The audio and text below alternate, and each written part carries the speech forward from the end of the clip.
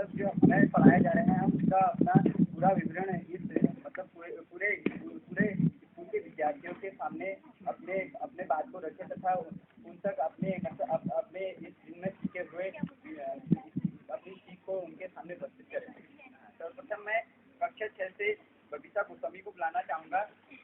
इन्होंने आज जो भी पढ़ा हो वो ये सारे स्कूल के बच्चों के सामने अपने विचार प्रस्तुत करें।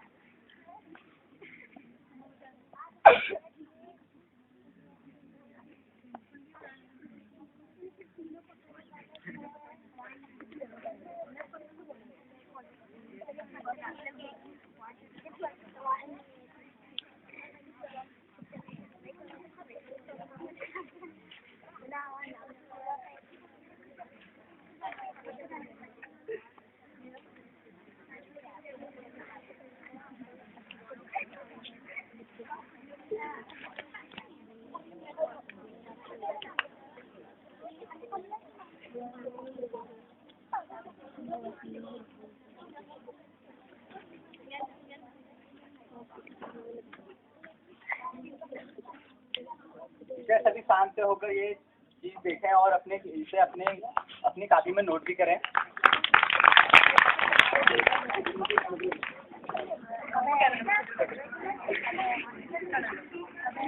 कक्षा 6, 7 व 8 के विद्यार्थियों से अनुरोध है कि वो अपना मध्याह्न भोजन के लिए जाएं।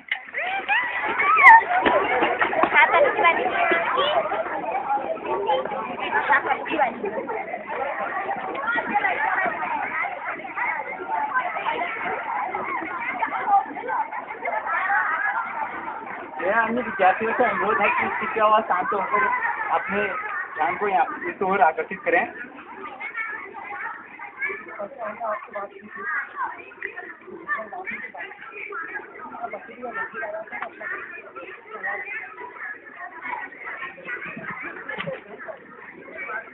हाँ, बड़े बच्चे हो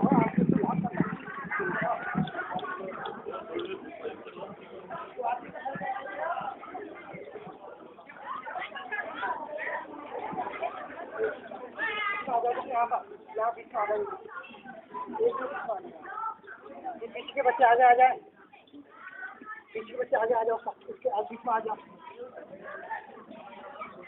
जल्दी उठो।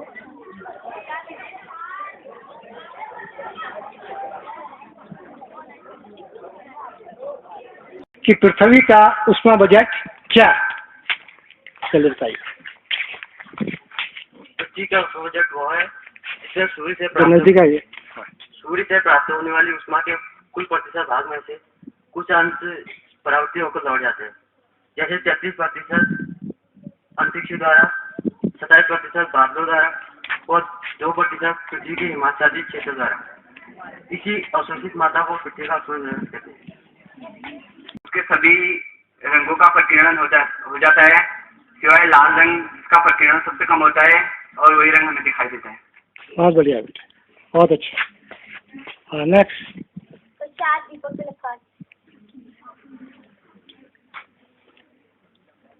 दीपक पिलखवाल। प्रौद्योगिकी किसे कहते हैं? प्रौद्योगिकी किसे कहता है? टेक्नोलॉजी से मतलब है आपका? हाँ, टेक्नोलॉजी किसे कहता है?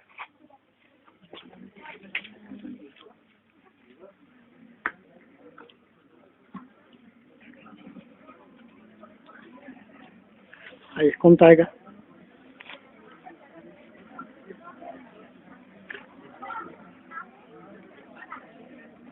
हाँ बेटा, सागर आजा।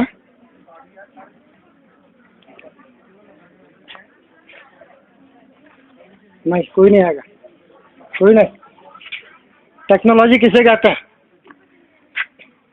तो टेक्नोलॉजी पर कौन बोलेगा? जोशी सर है यहाँ पर।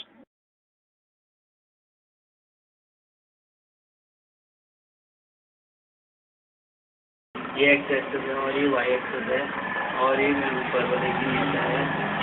हमने इससे ये वाले की नाली है, हमने इससे इतनी स्थान पर इतनी दूरी की है और उसे नाली से मिलाएंगे।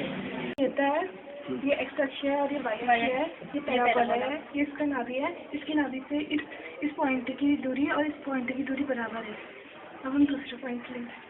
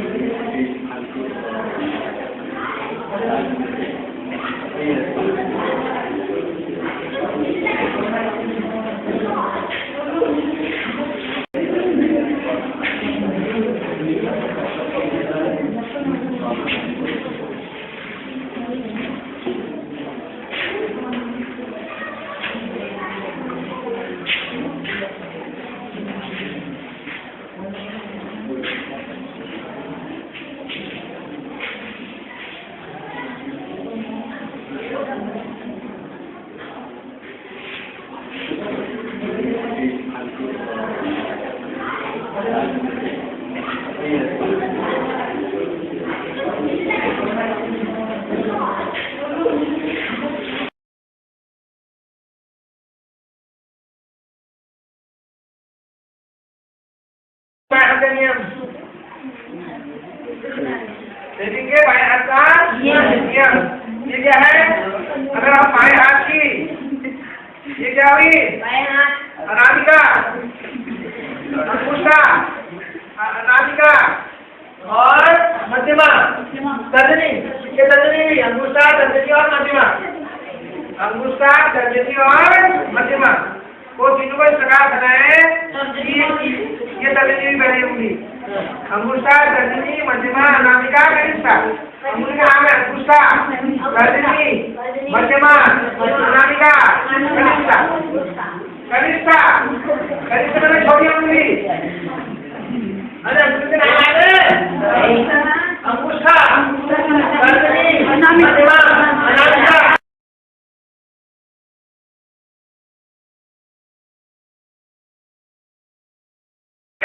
वो भी यही बात कहता है, यही बात संविधान में भी लागू हुई।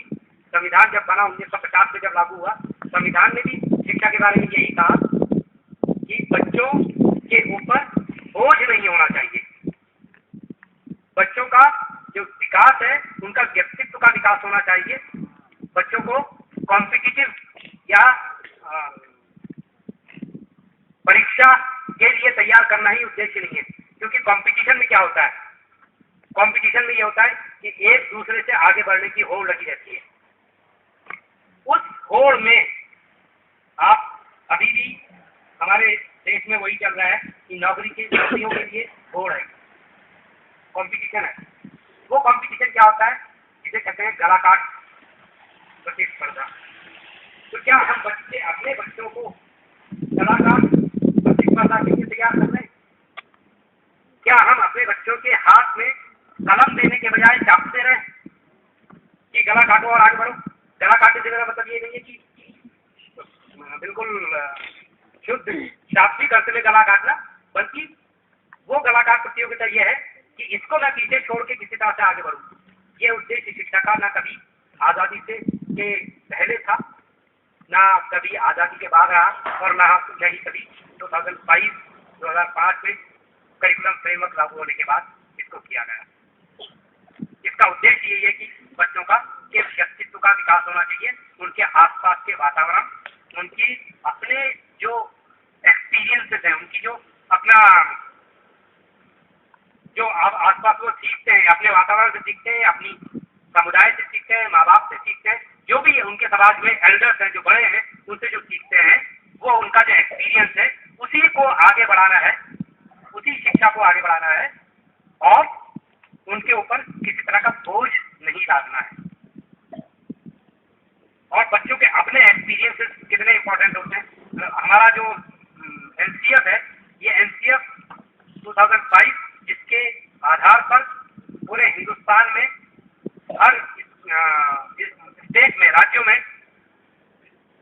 पाठ्यक्रम और पाठ्यचर्या को उन्होंने चेंज किया और उसी हिसाब से किताबों में बदलाव लाए।